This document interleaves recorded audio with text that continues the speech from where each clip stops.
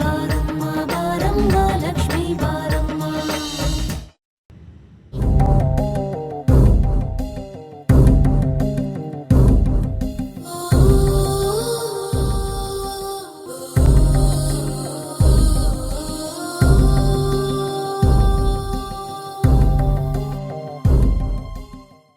ಚಂದು,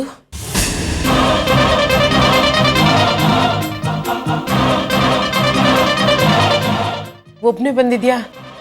ಗೊಂಬೆನ್ ಕರ್ಕೊಂಡು ಬರ್ತೀನಿ ಇಂದ ನೀನು. ಅಮ್ಮ, ಅವಳು ಎಂಥ ಹುಡುಗಿ ಅಂತ ನಿನಗೆ ಗೊತ್ತಲ್ವಾ? ಅಷ್ಟು ಸುಲಭವಾಗಿ ಸಮಾಧಾನ ಮಾಡೋಕ್ಕಾಗಲ್ಲ ಅವಳನ್ನ. ಅವಳು ಎಷ್ಟು ಚಿನ್ನನ ಪ್ರೀತಿಸ್ತಿದ್ಲು ಅಂತ ನಿನಗೆ ಗೊತ್ತಲ್ವಾ? ಗೊತ್ತು. ಗೊಂಬೆ ಅವಳ ಪ್ರಾಣಕ್ಕಿಂತ ಹೆಚ್ಚಾಗಿ ಚಿನ್ನೂನ್ ಪ್ರೀತಿಸ್ತಾಳೆ. ಚಿನ್ನೂನು ಅಷ್ಟೇ. ಶ್ರುತಿನ ಎಷ್ಟೊಂದು ಹೆಚ್ಕೊಂಡಿದ್ಲು.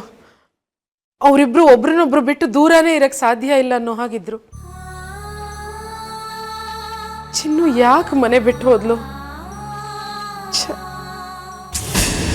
ನೀವೆಲ್ಲ ಯಾಕೆ ಹೀಗಾಡ್ತಿದ್ದೀರಾ ಅಂತಾನೆ ನಂಗೆ ಅರ್ಥ ಆಗ್ತಿಲ್ಲ. ಆಫ್ಟರ್ ಆಲ್ ಒಬ್ಳು ಮನೆ ಕೆಲಸದೋಳು, ಅವಳು ಮನೆ ಬಿಟ್ಟು ಹೋದ್ರೆ ನೀವ್ ಯಾಕೆ ಇಷ್ಟೊಂದು ತಲೆ ಕೆಡಿಸ್ಕೊಂಡಿದ್ದೀರಾ? ಇನ್ನೂ ಏನಾಗ್ಬೇಕಮ್ಮ? ಆಗೋದೆಲ್ಲ ಹಾಗೆ ಹೋಯ್ತಲ್ಲ.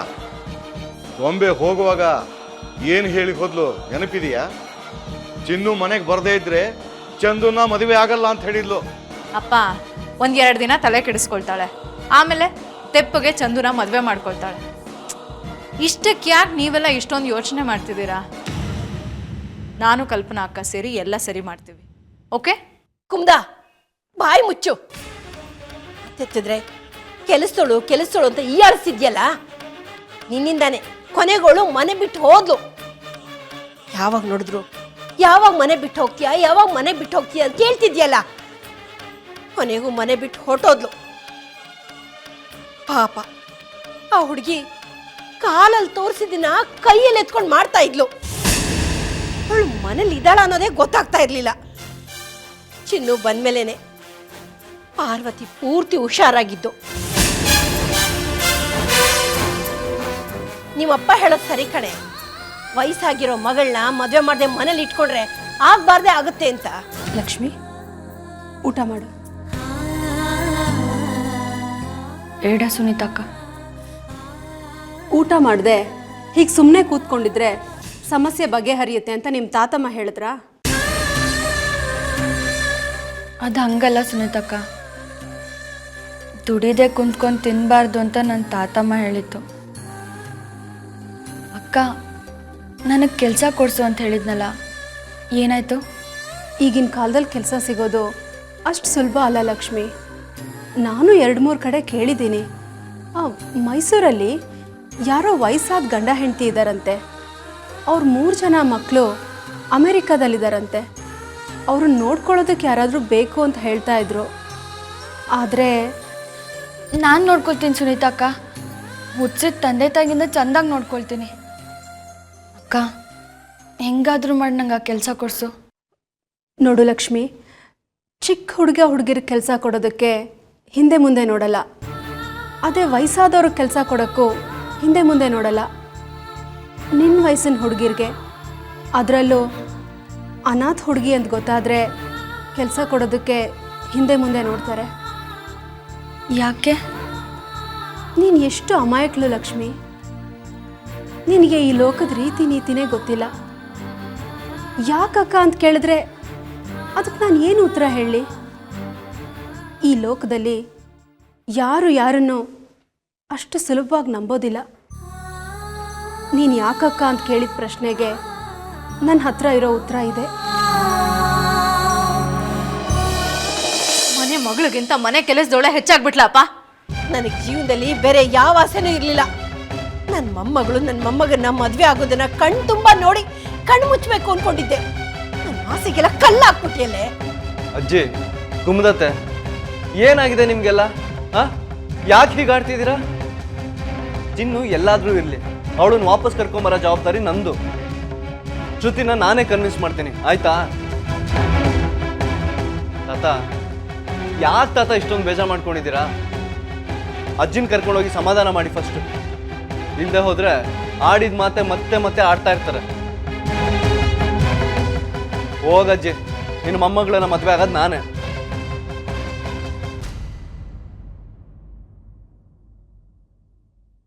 ಅಮ್ಮ ಹೋಗಿ ಮಾತ್ರೆ ತಗೋ. ರಾಮ ಅಮ್ಮನ ಕರ್ಕೊಂಡೋಗು.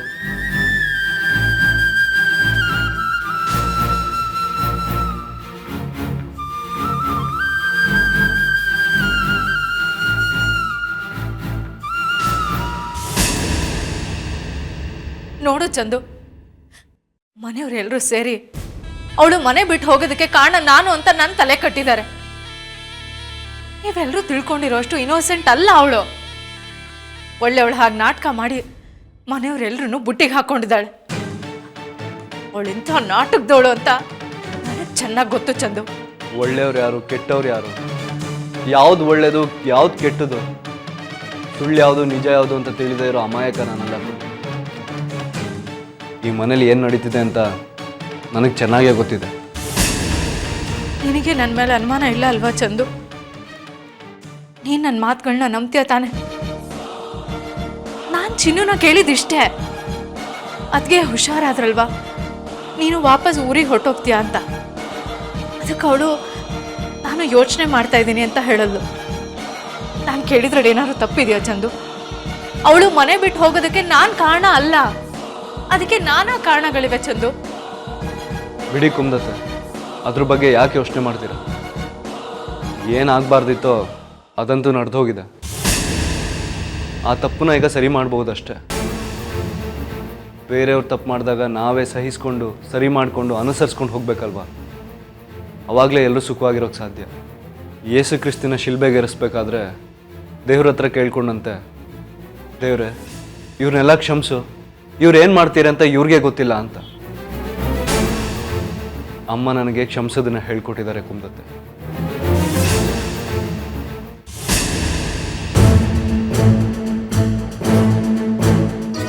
ಹಾಳಾದವಳು. ನಾನು ಇಷ್ಟಪಟ್ಟ ಹಾಗೆ ಮನೆ ಬಿಟ್ಟೇನೋ ಹೋದ್ಲು, ಆದರೆ ಅದಕ್ಕೆ ಕಾರಣ ನಾನು ಅಂತ ನನ್ನ ತಲೆ ಕಟ್ಬಿಟ್ಟು ಹೋಗಿದ್ದಾಳೆ. ಇದರಿಂದ ಮನೆಯವ್ರು ಎಲ್ಲರ ಹತ್ರನೂ ನಾನು ಬೈಸ್ಕೊಳ್ತಾ ಇದ್ದೀನಿ. ಈ ಮನೆಯಲ್ಲಿ ನನ್ನ ನಂಬುವಂಥ ಒಂದು ಜೀವನೂ ಇಲ್ವಾ? ನನ್ನ ಹೆತ್ತ ತಾಯಿ ಅವಳು ಕೂಡ ಆ ಮನೆ ಕೆಲಸದವಳನ್ನ ವಹಿಸ್ಕೊಂಡು ಮಾತಾಡ್ತಿದ್ದಾಳೆ. ಇದೆಂಥ ಧರ್ಮ ಸಂಕಟದಲ್ಲಿ ನಾನು ಸಿಕ್ಕಾಕೊಂಡಿದ್ದೀನಪ್ಪ. ಆ ಮನೆ ಕೆಲಸದವಳು ನಮ್ಮ ಮನೆಗೆ ಬರದೇ ಹೋದರೆ ಚಂದನ್ನು ಗೊಂಬೆ ಮದುವೆ ಆಗೋಲ್ಲ. ಚಂದನ್ನು ಗೊಂಬೆ ಮದುವೆ ಆಗದೆ ಹೋದರೆ ನಾನು ಅನ್ಕೊಂಡಿದ್ದು ಏನೂ ಆಗಲ್ಲ. ಇದೊಳ್ಳೆ ಬ್ರಹ್ಮ ಗಂಟಾಯ್ತಲ್ಲ, ಇದನ್ನು ಹೇಗಪ್ಪ ಬಿಡಿಸೋದು? ಚಿನ್ನು ಈ ಮನೆಗೆ ವಾಪಸ್ ಬರಬಾರ್ದು. ಅವಳು ಬರದೇ ಇದ್ರೂ ಕೂಡ ಗೊಂಬೆ ಚಂದುನ ಮದುವೆ ಆಗೋ ಹಾಗೆ ಏನಾದರೂ ಒಂದು ದಾರಿ ಹುಡುಕ್ಬೇಕು. ಈಗ ನನ್ನ ಎದುರುಗಿರೋದು ಎರಡೇ ದಾರಿ. ಒಂದು, ಅಕ್ಕನ ಮೂಲಕ ಗೊಂಬೆನ ಮದುವೆಗೊಪ್ಸೋದು. ಇಲ್ಲ ಅಂದರೆ ನಾನೇ ಹೋಗಿ ಗೊಂಬೆ ಹತ್ರ ಮಾತಾಡಿ ಮದುವೆಗೊಪ್ಪಿಸ್ಬೇಕು. ಇತ್ತೀಚೆಗೆ ಯಾಕೆ ನಾನು ಅನ್ಕೊಂಡಿರೋದು ಏನೂ ಆಗ್ತಾ ಇಲ್ಲ. ನನ್ನ ಪ್ಲಾನಿಂಗಲ್ಲಿ ಏನೋ ಮಿಸ್ಟೇಕ್ ಇದೆ ಅನ್ಸುತ್ತೆ. ಮೊದಲು ಅಕ್ಕನ ಕಾಲ್ ಮಾಡ್ತೀನಿ.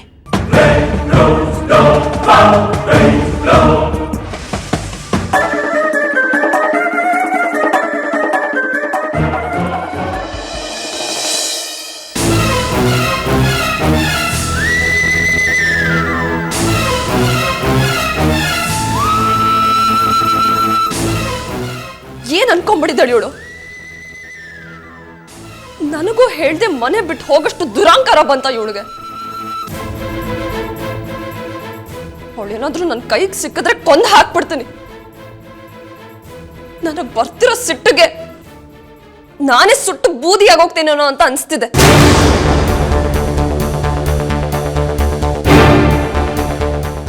ಗೊಂಬೆ, ಯಾಕೆ ಇಷ್ಟೊಂದು ಸಿಟ್ಟು ಮಾಡ್ಕೊಂಡಿದ್ಯಾ? ನಾನು ನಿನಗೆ ಮೊದಲಿಂದನೂ ಹೇಳ್ತಾನೆ ಬಂದೆ, ಜೊತೆಲಿ ಹುಟ್ಟಿದವರೇ ಬೇರೆ, ಮನೆ ಕೆಲಸದವರೇ ಬೇರೆ ಅಂತ. ಆ ದರಿದ್ರದವಳನ್ನ ನಾನು ಕೆಲಸದವಳು ಅಂದರೆ ನಿನಗೆ ಸಿಟ್ಟು ಬರ್ತಿತ್ತಲ್ವಾ? ಅವಳು ಕಂಡ್ರೆ ನನಗೂ ಇಷ್ಟ ಗೊಂಬೆ. ಆದರೆ ನಾವು ಇಷ್ಟಪಡೋರೆಲ್ಲ ನಮ್ಮನ್ನು ಇಷ್ಟಪಡಬೇಕು ಅನ್ನೋ ಕಾನೂನೇನಿಲ್ವಲ್ಲ. ಇಲ್ಲ ಅಂದಿದ್ರೆ ನೀನು ಇಷ್ಟೊಂದು ಇಷ್ಟಪಡೋಳು ನಿನಗೆ ಹೇಳ್ದೆ ಕೇಳ್ದೆ ಮನೆ ಬಿಟ್ಟು ಹೋಗ್ತಿದ್ಲ? ನೀನೊಬ್ಳಿಗೆ ಬೇಜಾರಾಗಿಲ್ಲ ಗೊಂಬೆ. ನನಗೆ, ಕೈಲಾಶ್ಗೆ, ನಮ್ಮ ಅಪ್ಪನ ಮನೆಯವ್ರಿಗೆ ಎಲ್ರಿಗೂ ಬೇಜಾರಾಗಿದೆ. ಅವಳು ಎಂಥ ದೊಡ್ಡ ತಪ್ಪು ಮಾಡಿದಾಳೆ ಅಂತ ಅವಳಿಗಿನ್ನೂ ಗೊತ್ತಿಲ್ಲ. ಆದರೆ ಅವಳು ಮನೆ ಬಿಟ್ಟು ಹೋಗಿರೋದ್ರ ಬಗ್ಗೆ ನಮ್ಮ ಮನೆಯವರು, ಅಪ್ಪನ ಮನೆಯವರು ಇಷ್ಟೊಂದು ಚಿಂತೆ ಮಾಡೋ ಅಗತ್ಯ ಇಲ್ಲ. ಇಂಥವ್ರು ಬರ್ತಾ ಇರ್ತಾರೆ, ಹೋಗ್ತಾ ಇರ್ತಾರೆ, ಅಷ್ಟಕ್ಕೆ ಸುಮ್ಮನಾಗಲ್ಲ. ಮನುಷ್ಯನ ಹೃದಯ ಎಷ್ಟು ಸೂಕ್ಷ್ಮ ಅಂದರೆ ಸುಮ್ಮನೆ ಎಲ್ರೂ ನಂಬ್ಕೊಂಡ್ಬಿಡ್ತೀವಿ. ಗೊಂಬೆ ಮನಸ್ಸು ಆಗಲಿ ನೊಂದಿದೆ. ಉರಿಯೋ ಗಾಯಕ್ಕೆ ಉಪ್ಪು ಹಾಕೋವಾಗಿ ಯಾಕೆ ಮಾತಾಡ್ತಾ ಇದೆಯಾ? ನಾನು ಏನೇ ಮಾತಾಡಿದ್ರು ಅದು ನಿನಗೆ ತಪ್ಪಾಗೆ ಕೇಳಿಸುತ್ತೆ. ಏನು ಹೇಳಿದೆ ಕೈಲಾಶ್? ನಾನು ಸಿದ್ಧಾರ್ಥನ ಅವಳು ಮದುವೆ ಆಗಲ್ಲ ಅಂತ ನಿರಾಕರಿಸಿದ್ದಕ್ಕೆ ನಮ್ಗೆಲ್ರಿಗೂ ಬೇಜಾರಾಗಿದೆ. ಯಾಕೆ ನಿನಗೆ ಬೇಜಾರಾಗಿಲ್ವಾ? ನಾವೆಲ್ಲ ಬೇಜಾರು ಮಾಡ್ಕೊಂಡಿದ್ದೀವಿ. ಅವಳ ಮೇಲೆ ಕೋಪ ಮಾಡಿಕೊಂಡು ರೇಗಾಡ್ತೀವಿ ಅನ್ನೋ ಕಾರಣಕ್ಕೆ ಅವಳು ಮನೆ ಬಿಟ್ಟು ಹೋಗಿರೋದು. ಸುಮ್ಮನೆ ಬಾಯಿಗೆ ಬಂದಾಗೆಲ್ಲ ಮಾತಾಡ್ಬೇಡ ಕಲ್ಪನಾ. ಅವಳು ಮನೆ ಬಿಟ್ಟು ಹೋಗೋದಕ್ಕೆ ಬೇರೆ ಕಾರಣನೂ ಇರಬಹುದಲ್ವಾ? ದಯವಿಟ್ಟು ಒಂದು ಸ್ವಲ್ಪ ಸುಮ್ಮನೆ ಇರ್ತೀರಾ? ಅಲ್ಲ ಕಣೆ, ಅವಳು ಯಾವಳೋ ತಪ್ಪು ಮಾಡಿದ್ಲು ಅನ್ನೋ ಕಾರಣಕ್ಕೆ ನಮ್ಮೇಲೆ ಯಾಕೆ ಕೋಪ ತೀರ್ಸ್ಕೊತೀಯ? ಮಮ್ಮಿ ಪ್ಲೀಸ್, ನಿನ್ನನ್ನು ನಿನ್ನೆ ಮೊನ್ನೆಯಿಂದ ನೋಡ್ತಿಲ್ಲ. 20 ವರ್ಷಗಳಿಂದ ನೋಡ್ತಿದ್ದೀನಿ. ಈ ಕಾಲದಲ್ಲಿ 20 ವರ್ಷದ ಹುಡುಗಿರಿಗೆ ಏನೂ ಹೇಳ್ಕೊಡ್ಬೇಕಾಗಿಲ್ಲ. ಮದುವೆ ಮನೇಲಿ ನೀನು ಆಡಿದ ಒಂದೊಂದು ಮಾತು, ಆ ಒಂದೊಂದು ಮಾತಿನ ಒಳ ಅರ್ಥನೂ ನನಗೆ ಚೆನ್ನಾಗಿ ಗೊತ್ತು. ಆದರೆ ನೆನಪಿರ್ಲಿ, ನಾನು ನಿನ್ನ ಮಗಳೇ. ನಾನು ಮದುವೆ ಮನೇಲಿ ಆಡಿದ ಮಾತು ನಿನಗೆ ನೆನಪಿರ್ಬೇಕಲ್ಲ. ಈಗ ಮತ್ತೆ ಹೇಳ್ತಿದ್ದೀನಿ ಕೇಳು. ನನ್ನ ತಂಗಿ ಚಿನ್ನು ಈ ಮನೆಗೆ ವಾಪಸ್ ಬರೋವರೆಗೂ ನಾನು ಚಂದನ್ನ ಮದುವೆ ಆಗಲ್ಲ ಆಗಲ್ಲ ಆಗಲ್ಲ. ಏಯ್ ಗೊಂಬೆ, ನಿನಗೆ ತಲೆ ಕೆಟ್ಟಿದೆ ಕಣೆ, ಅದಕ್ಕೆ ಹೀಗೆಲ್ಲ ಆಡ್ತಿದ್ಯಾ? ಕಲ್ಪನಾ, ಇದು ತುಂಬ ಸೂಕ್ಷ್ಮವಾದ ವಿಷಯ. ಅವಳು ಸಮಾಧಾನ ಆಗೋವರೆಗೂ ದಯವಿಟ್ಟು ಸುಮ್ಮನೆ ಇರು. ಏನೇನೋ ಬಾಯಿಗೆ ಬಂದಾಗೆಲ್ಲ ಮಾತಾಡಬೇಡ. ಪಾಪ ನೀವಿಬ್ರು ಏನಾದರೂ ಅಂದ್ಕೊಳ್ಳಿ, ಆದರೆ ನನ್ನ ನಿರ್ಧಾರ ಮಾತ್ರ ಬದಲಾಗೋದಿಲ್ಲ. ನನ್ನ ತಂಗಿ ಚಿನ್ನು ವಾಪಸ್ ಬಂದ್ರೇನೆ ನನ್ನ ಚಂದನ್ ಮದುವೆ. ಚಿನ್ನು ಇನ್ನೂ ವಾಪಸ್ ಮನೆಗೆ ಬಂದಿಲ್ಲ. ಈ ಊರಲ್ಲಿ ಅವಳಿಗೆ ಬಂಧು ಬಳಗ ಆಗಲಿ ಸ್ನೇಹಿತರಾಗಲಿ ಯಾರೂ ಇಲ್ಲ ಅನ್ಸ್ಬೇಕು. ವಾಪಸ್ ಅವಳು ಊರಿಗೆ ಹೋಗಿರೋಕ್ಕೂ ಸಾಧ್ಯ ಇಲ್ಲ. ನನ್ನ ಹತ್ರ ಯಾವ ಫೋಟೋನೂ ಇಲ್ಲ ಅವಳು. ಆದರೆ ಮನೇಲಿ ಯಾರ್ದಾರು ಮೊಬೈಲಲ್ಲಿ ಇದ್ದರೆ ಚೆಕ್ ಮಾಡ್ಬಿಟ್ಟು ಹೇಳ್ತೀನಿ inspector. Okay, sure sure sure.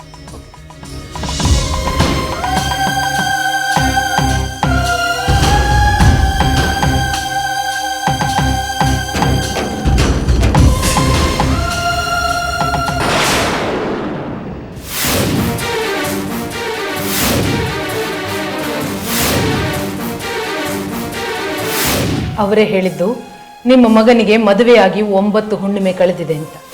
ಶಾಸ್ತ್ರಿಗಳ ಮಾತು ಯಾವತ್ತೂ ಸುಳ್ಳಾಗಿಲ್ಲ ಚಂದು. ನಿಜ ಹೇಳು ಮಗನೆ, ನಿನಗೆ ಮದುವೆ ಆಗಿದೆಯಾ ಕಂದ?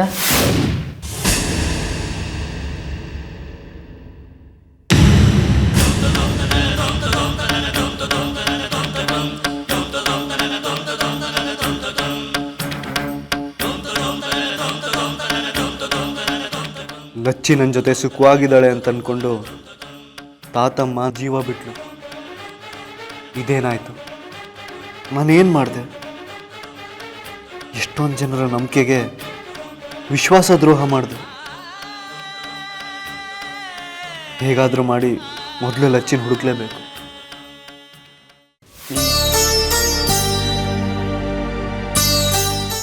ಲಕ್ಷ್ಮಿ, ನಾನು ಡ್ಯೂಟಿಗೆ ಹೋಗಿ ಬರ್ತೀನಿ.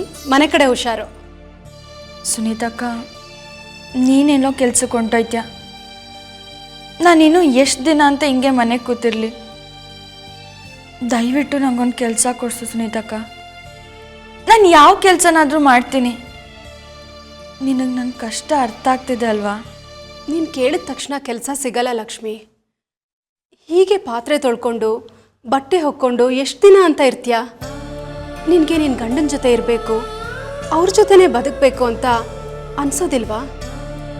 ಇಲ್ಲ ಅಕ್ಕ, ಆ ಕನಸು ಹುಟ್ಟೋಕ್ಕೂ ಮೊದಲೇ ಸತ್ತು ಹೋಯ್ತು. ನನ್ನ ಗಂಡಂಗೆ ನಾನು ಯಾವತ್ತೂ ಹೆಂಡತಿ ಆಗಿರಲಿಲ್ಲ, ಅವ್ರು ಯಾವತ್ತೂ ನನಗೆ ಗಂಡ ಆಗಿರಲಿಲ್ಲ. ಅವ್ರು ನನಗೆ ತಾಳಿ ಕಟ್ಟಿದ ಕಾರಣನೇ ಬೇರೆ, ನಾನು ತಾಳಿ ಕಟ್ಟಿಸ್ಕೊಂಡಿದ್ದ ಕಾರಣನೇ ಬೇರೆ. ಈಗಾಗಲೇ ನಾನು ನಿಂಗೆಲ್ಲ ವಿಷಯ ಹೇಳಿದ್ದೀನಲ್ಲ ಅಕ್ಕ, ತಿರ್ಗಾ ಯಾಕೆ ಪ್ರಶ್ನೆ ಕೇಳ್ತಾ ಇದ್ಯಾ? ನೀನು ಜೀವನದ ಬಗ್ಗೆ ನಂಬಿಕೆ ಕಳ್ಕೊಂಬಿಟ್ಟಿದ್ಯಾ ಲಕ್ಷ್ಮಿ, ಅದಕ್ಕೆ ಹೀಗೆಲ್ಲ ಮಾತಾಡ್ತಾ ಇದೆಯಾ? ಅಕಸ್ಮಾತ್ ನಾಳೆ ನಿನ್ನ ಗಂಡ ನಿನ್ನನ್ನು ಹುಡ್ಕೊಂಡು ಬಂದು ಬಾ ನನ್ನ ಜೊತೆ ಬದುಕು ಅಂತ ಕರೆದ್ರೆ ಆಗೇನು ಮಾಡ್ತೀಯಾ? ನನಗದೇ ಭಯ ಸುನೀತಕ್ಕ. ಅವ್ರು ನನ್ನ ಹುಡ್ಕೊಂಡು ಬರ್ತಾರೆ, ಶ್ರುತಿ ಅಕ್ಕ ನನ್ನ ಹುಡ್ಕೊಂಡು ಇಲ್ಲಿಗೆ ಬಂದೇ ಬರ್ತಾಳೆ. ಹಂಗಾಗಬಾರ್ದು ಸುನೀತಕ್ಕ. ನಾನು ಯಾಕೆ ನಿನಗೆ ಅಷ್ಟೊಂದು ಒತ್ತಾಯ ಮಾಡ್ತಾ ಇದ್ದೀನಿ ಹೇಳು, ನನಗೊಂದು ಕೆಲಸ ಕೊಡಿಸು ಅಂತ. ಅವ್ರು ಇಲ್ಲಿಗೆ ಬರೋದಕ್ಕೂ ಮೊದಲೇ ನಾನು ಇಲ್ಲಿಂದ ಹೊರಟೋಗ್ಬೇಕು ಸುನೀತಕ್ಕ. ನೀನು ಯಾಕೆ ಹೋಗಬೇಕು? ನಿನ್ನ ಗಂಡ ಅವ್ರ ಹೆಂಡ್ತಿನ ಹುಡ್ಕೊಂಡು ಬರದೇ ಇರ್ಬೋದು, ಆದರೆ ಮನೆ ಕೆಲಸದವಳನ್ನ ವಾಪಸ್ ಕರ್ಕೊಂಡು ಹೋಗಕ್ಕೆ ಬಂದರೆ, ಒಂದು ವೇಳೆ ನಿನ್ನ ಅಕ್ಕ ತಂಗಿನ ಹುಡ್ಕೊಂಡು ಬಂದರೆ? ಸುನೀತಕ್ಕ ಅರ್ಥ ಮಾಡ್ಕೊ, ನನ್ನ ಗಂಡ ಅವ್ರ ಹೆಂಡ್ತಿನ ಕರ್ಕೊಂಡು ಹೋಗೋದಕ್ಕೆ ಬಂದರೂ ಒಂದೇ, ಆ ಮನೆ ಕೆಲಸದವಳನ್ನ ಕರ್ಕೊಂಡು ಹೋಗೋದಕ್ಕೆ ಬಂದರೂ ಒಂದೇ. ಅದರಿಂದ ನನ್ನ ಅಕ್ಕನ ಜೀವನ ಹಾಳಾಗುತ್ತಷ್ಟೆ. ನಾನು ಯಾವ ಕಾರಣದಿಂದ ಆ ಮನೆ ಬಿಟ್ಟು ಬಂದಿದ್ದೀನೋ, ನೀನು ಯಾಕೆ ಅದ್ರ ಬಗ್ಗೆನೇ ಮಾತಾಡ್ತಾ ಇದೆಯಾ? ಲಕ್ಷ್ಮಿ, ನೀನು ಒಳ್ಳೆಯವಳೋ ಮೂರ್ಖಳೋ ನನಗೊಂದು ಅರ್ಥ ಆಗ್ತಾ ಇಲ್ಲ. ಆದರೆ ಈಗ ನೀನಿರೋ ಮನಸ್ಥಿತಿಲಿ ನಿನ್ನನ್ನು ಒಬ್ಬಳನ್ನೇ ಬಿಟ್ಟು ಹೋಗೋಕ್ಕೆ ನನಗೆ ಮನಸ್ಸೇ ಬರ್ತಾ ಇಲ್ಲ. ನಾನೊಂದು ಕೆಲಸ ಮಾಡ್ತೀನಿ, ಹಾಸ್ಪಿಟ್ಲಿಗೆ ಫೋನ್ ಮಾಡಿಬಿಟ್ಟು ನಾನು ನೈಟ್ ಡ್ಯೂಟಿಗೆ ಬರ್ತೀನಿ ಅಂತ ಹೇಳ್ತೀನಿ. ಹಾಗೆ ನನ್ನ ಫ್ರೆಂಡ್ ಹತ್ರ ಹೋಗಿ ನಿನ್ನ ಕೆಲಸದ ಬಗ್ಗೆ ಇನ್ನೊಂದು ಸಲ ಕೇಳ್ಕೊಂಡು ಬರ್ತೀನಿ.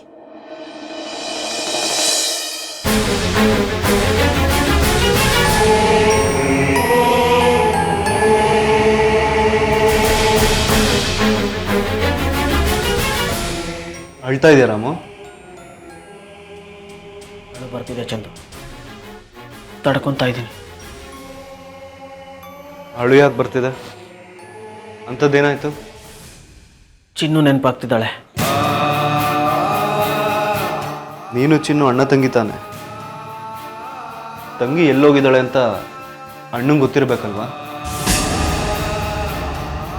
ನನ್ನ ಮನೆ ದೇವರಾಣೆ ಚಂದು, ನನಗೆ ಗೊತ್ತಿಲ್ಲ. ಅದು ಸರಿ ಚಂದು, ನೀನು ಯಾಕೆ ಚಿನ್ನು ಬಗ್ಗೆ ಯೋಚನೆ ಮಾಡ್ತಾ ಇದೀಯಾ? ಇದೇನು ರಾಮು ಹೀಗೆ ಕೇಳ್ತಾ ಇದೆಯಾ? ಶ್ರುತಿ ಕಾರಣಕ್ಕಾಗಿ ಲಚ್ಚಿನ ವಾಪಸ್ ಮನೆಗೆ ಕರ್ಕೊಬರ್ಬೇಕು ಅಂತ ನಿನಗೆ ಗೊತ್ತಿಲ್ವಾ?